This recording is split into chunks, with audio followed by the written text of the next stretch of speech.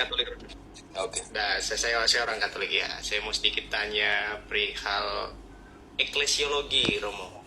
Silakan. Jadi saya sering punya teman diskusi dari gereja ortodok, baik dari patriarkat ekumenis Rusia, juga dari GOI, sedikit dari yang koptik ya, tentu yang ada di Indonesia, Romo. Saya mau tanya tentang suksesio apostolik dari patriarkat ekumenis. Kita menyebutnya suksesinya itu dari Rasul Andreas, Romo. Betul atau salah, Romo? Kalau Andreas kerja di sana iya, tapi suksesinya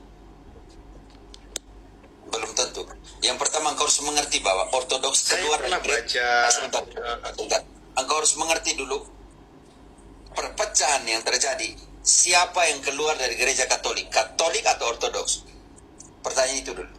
Kalau kita melihat dari kacamata gereja Katolik, tentu ortodok yang memisahkan diri dari peristiwa Humbertus ya, dengan Michael Cerularis. Di dalam, saya mengerti. Dari saya kacamata. Di dalam, jangan pakai kacamata dulu.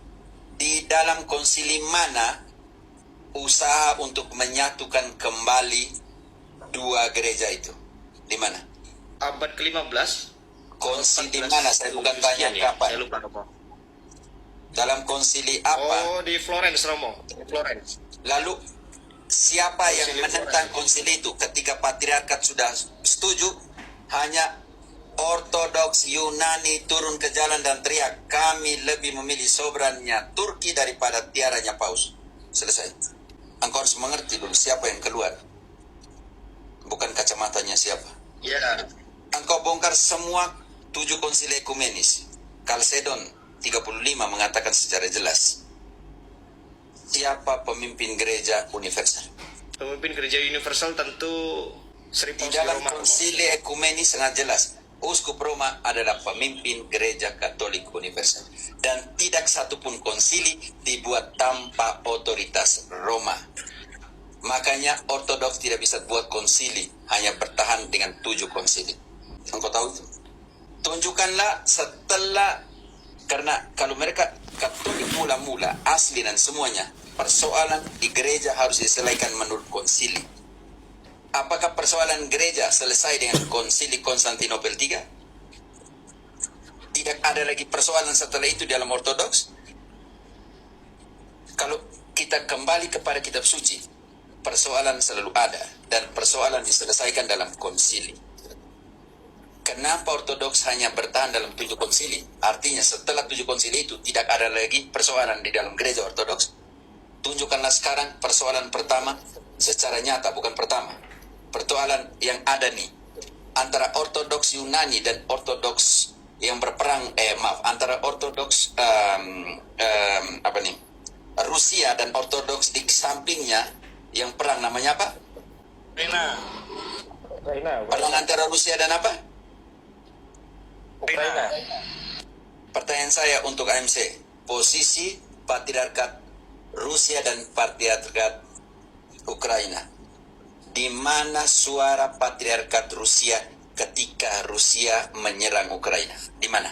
Kau tunjukkan di sini. Kalau mereka adalah saudara dan sama-sama dalam ortodoks. Sebenarnya ranah pertanyaan saya bukan di situ, Romo. Mohon maaf Tidak. Romo ya. Sekarang kita mau lihat, tidak saya mengerti dulu. Kalau begitu, di mana posisi kenabian dari patriarkat Rusia ketika Rusia menyerang Ukraina? Bagaimana posisi? Di dua-duanya punya patriarkat dan itu ortodoks. Mohon maaf, saya tidak tahu untuk ini ya, Romo ya, untuk pernyataan resmi masing-masing dari patriarkat, saya tidak mengikuti perkembangannya. Jadi sebenarnya pertanyaan saya tadi begini, dari patriarkat ekumenis di Konstantinopel itu kan mengklaim bahwa suksesinya itu dari Rasul Andreas, Romo. Oke, pertanyaan saya langsung ya, Andreas, tapi Andreas tidak pernah ada di Konstantinopel. Betul. Kalau baca sejarah. Saya hanya mau sedikit tanya tentang keabsahannya, Romo. Jadi begini, keuskupan metropolitan di Konstantinopel itu kan hanya pindahan dari kota Heraklius ya, atau mana? Heraklius atau apa itu? Saya lupa itu. Hanya karena Konstantin menjadikan Konstantinopel Roma kedua, maka untuk menjadikannya keuskupan agung harus ada otoritas Roma. Kalau engkau baca baik-baik. Betul, betul, betul. Jadi begini Romo, apakah gimana ya? Baik atau tidak kalau kita mengatakan sebenarnya bahwa ekumenis patriarkat itu, patriarkat Konstantinopel itu sebenarnya bukan secara langsung suksesinya dari Rasul Andreas, berbeda dengan Karena Andreas tidak pernah ada di Konstantinopel.